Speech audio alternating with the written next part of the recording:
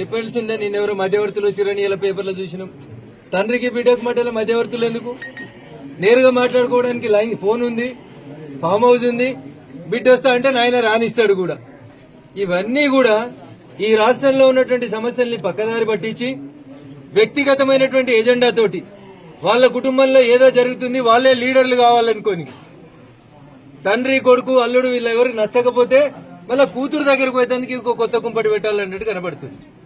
నాకు అవగాహన ఉన్న కాడికి, నాకు అర్థమవుతున్న కాడికి చెల్లె కవిత ఆల్రెడీ మెంటల్ గా ఫిక్స్ అయినట్టున్నది.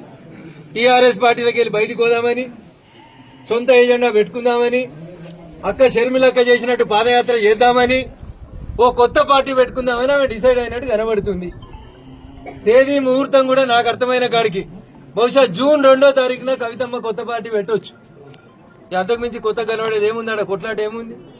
తండ్రి కూతుర్లు, అన్న చెల్లెళ్ళు పక్క రాష్ట్రంలో ఏమైందో చూసినాం.